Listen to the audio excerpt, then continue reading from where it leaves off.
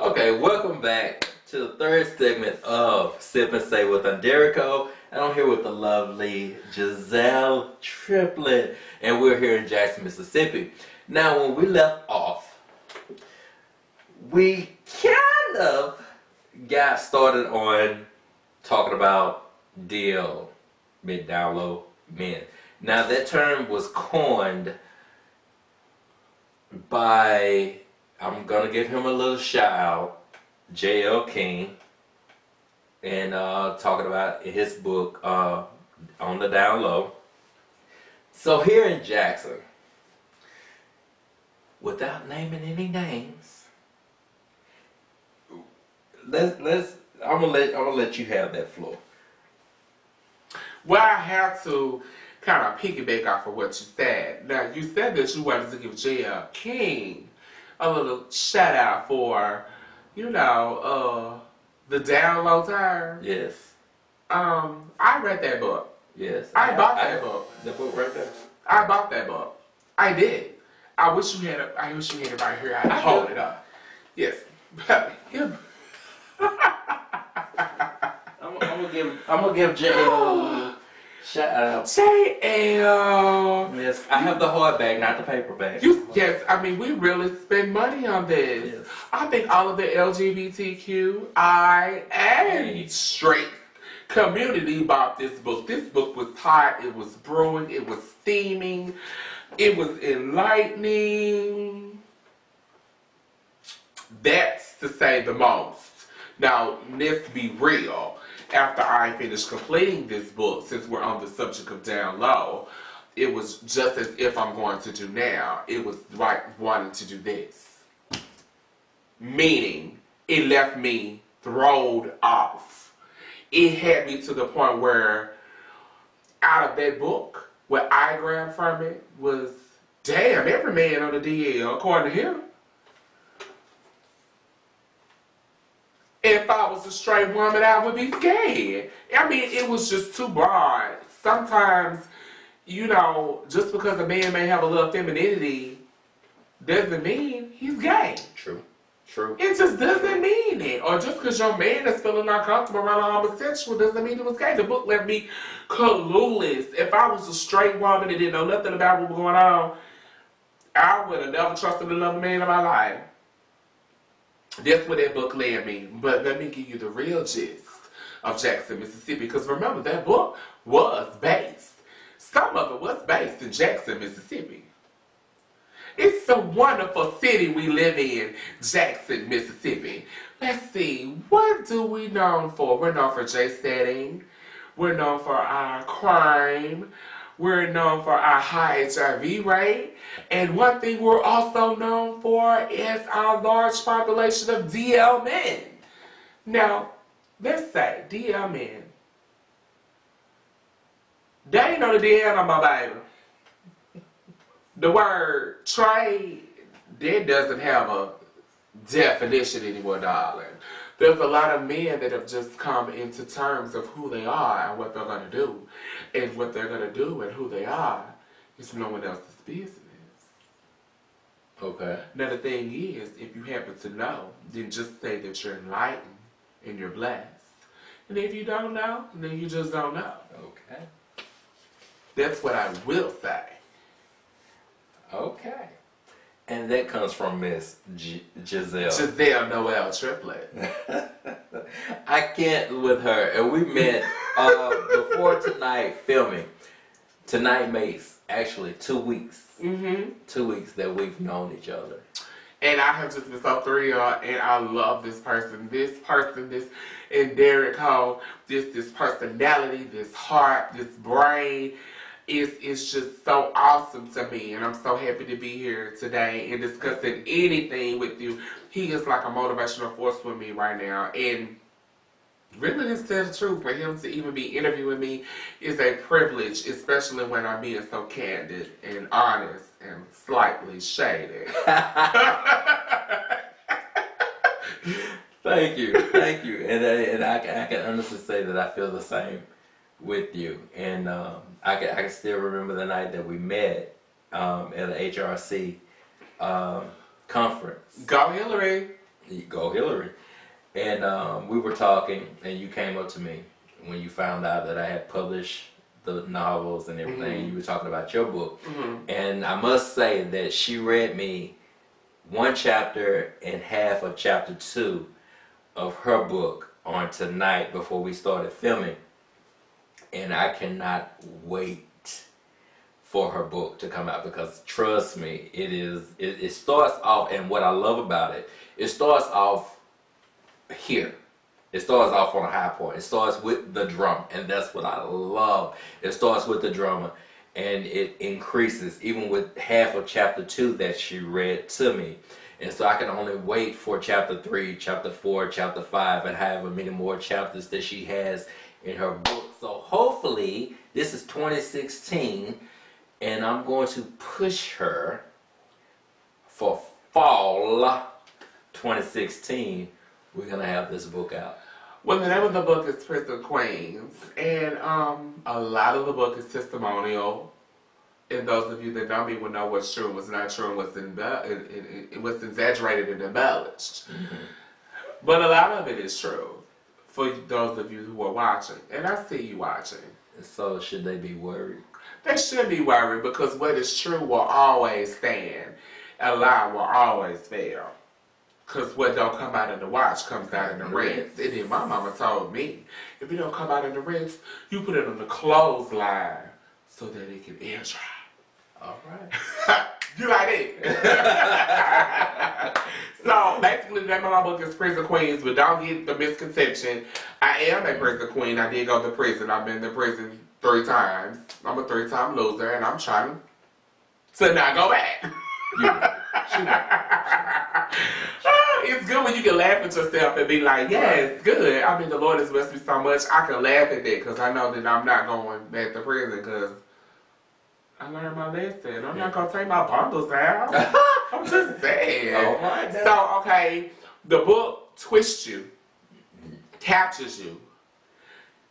It's not just about prison. You will be going to boardrooms, courtrooms, jail cells, trap houses, alley streets, yachts, All right. planes. Everything is just based on prison. But if you've never been to prison, you don't know that it's a money market. Yes. Did you know that? Now I'm glad you said that, because I was about to go to another part. But I remember in my first book, Who Can I Run To? And at the end of it, I'm not one to read critiques and anything like that. I don't base my likes and my life on critiques. But I got an email at one time that asked me, what is up with these letters from guys from prison? And I'm like, well, actually, and I'm going to tell you the honest to God truth about those letters tonight. Those are real letters that AnDerecco received from actual inmates in prisons. I will never tell the names of the inmates. Well, was it MDLC? No. I didn't know. She's international. Yes. And state to state, baby. State to state. Okay. So we were those are real letters and everything. And if you read the book Love to Love, I actually brought 2 of the characters into that book and everything. And but those are real letters. And even though you are trying to be pen pals with some people that are incarcerated, it boils, we finna go to another subject, I know we are. It boils back down to, well, I have nobody, and this sometimes is true, I have nobody to help me. I have this and this, I need some money, can you help me buy this? Can you do this for me? Can you make copies of these pictures so I can send to my kids. Can you do this and do this? I'm like, wait a minute, you must think I'm a financial institution because this ain't about to happen. Well, let me enlighten you, darling. Men in prison are very smart and kind. Yes, they are. And don't get it twisted, sweetie. Just because they may not have a BS degree in business management, don't mean they can MBA you out your bank account. The reason why I say that is because they all have a script. They all have game. And all of them are sexy. They have nothing else to do but keep themselves up and gamble and make money and sway and get what they need. Because prison is very expensive. Very. Yes. Very yes. expensive. So when you do meet someone off of the dating sites, let's name a few. Can we name a few? No, we're not going to name a few. You're not going to come back and sue me. But when you're on these dating sites, please don't edit that out. Okay. When you're on these dating sites and these men approach you and you know they're incarcerated, just know that most of the time they're after coinage. Mm-hmm. Most of the time when you see these men with all of these muscles and these huge dicks and these huge prints, just know that they belong to somebody. Everybody has somebody. Don't be a fool. Now, if you choose to dream and think it's going to come home to you, if you keep sending her money or whatever the case may be, girl, let me tell you about that game. I know a couple of men in prison that are friends with me. I know a couple of men in prison that help me pay my bills. And you know why? Because we have some gullible women out there that are actually lonely and longing for somebody just to say they have somebody. Child, they is getting that money and sending it to me. Very blunt. They gonna be who they wanna be with. You sitting up here, if they weren't with you before they went in, don't think they finna come with you when they get out, because it's not gonna happen. Because most of the time when these men get out of prison, they're going right back home to their baby mamas. So what about people that are incarcerated and meet somebody on these sites, get married, they get out, and they are married to this person that has been coming to visit them? What do you... There's a difference between that, because you know when someone's developing a relationship and developing a friendship with you, then someone is trying to develop crescent bacon trust, if you will. You know, so you will know whether or not they really trying to be with you, because you will get those visitation slips in the mail. Mm-hmm. You will get those proposals. They won't primarily just be asking for your money. Mm-hmm. I mean, if this all they asking for, it's a no-brainer. But you got some gullible people out there just, they sent me a picture, I feel this, I feel this. I'm in love by a few words and what they say that they can do this, this, and this, and this is what we're going to do when we get out. Well, girl, we can't say the word. But what I can do is save you a penny. Don't be no fool, baby. Because when you send it to him, he's going to send it to me. Okay. All right. So, let me ask you about one of my favorite movies. To One Food, Thanks for Everything, Julie Newmar. We all know Jazielle Jackson. That movie came out like almost 20 years ago. Mm. And I quote, Jazielle Jackson made a statement. She said, when a straight man puts on a dress to get his sexual kicks, he's a transvestite. Mm-hmm. When a man is a woman trapped in a man's body and has a little operation, he's a transsexual. When a gay man has way too much fashion sense for one gender, he's a drag queen. What does that mean to you? You know, you got the transsexual, transvestite, and a drag queen. And to me, now, neither one of those define either one of them, in my opinion. But what I will say is, I think where Jazielle was coming from with that whole situation is that everybody is defined by a term. and everybody is somewhat put in a box. And what Nazima Jackson was trying to say is, I'm not going to let you put me in either box that you try to put me in. I'm going to do me, and I'm going to be me. And one thing that I did admire about Nazima Jackson within that movie is the fact that she may not have been the prettiest, but she did demand her respect.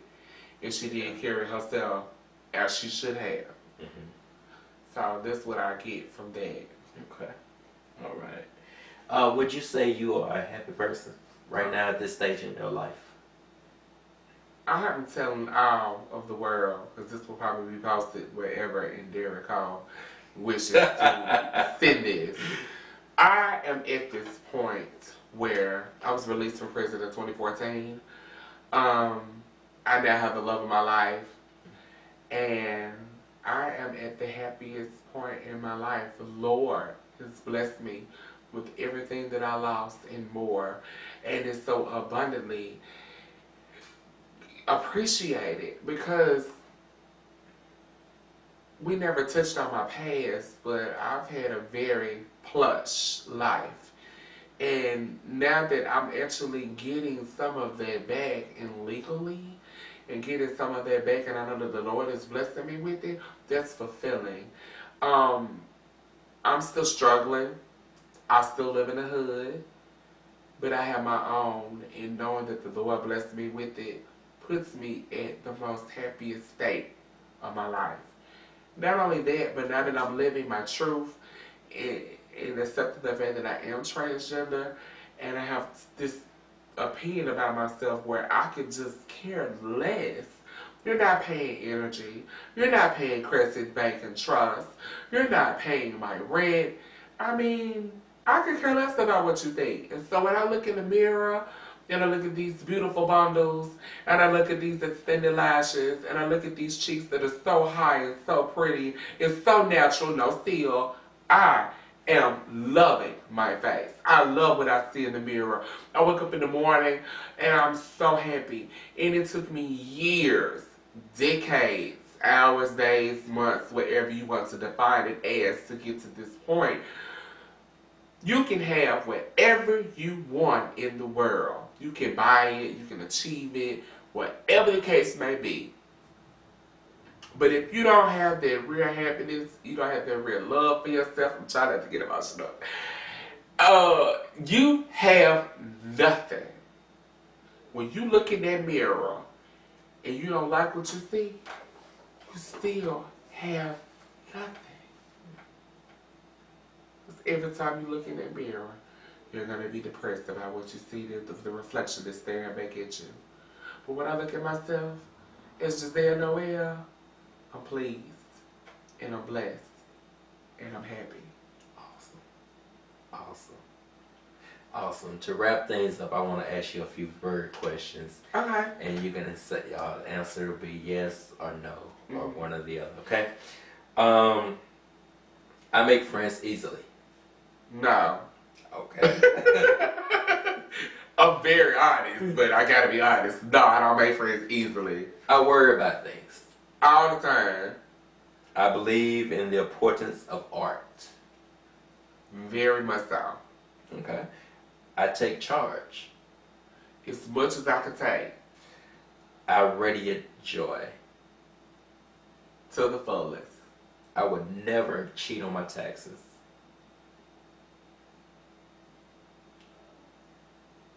Plead the fifth.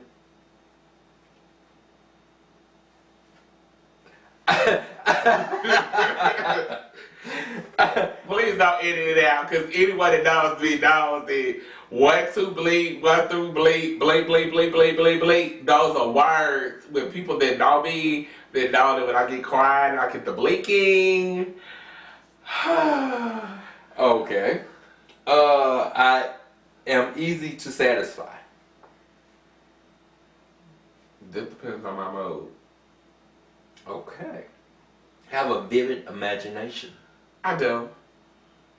I love large parties. I do. I get anger easily. Depending on my mood. I'm always busy. Very much so. I'm tired as we speak. I trust others. I don't trust nobody. I don't even trust my mom. I make people feel welcome. I do. Okay. Summer or winter? Winter. Chicken or fish? Chicken. Hills or flats? Heels.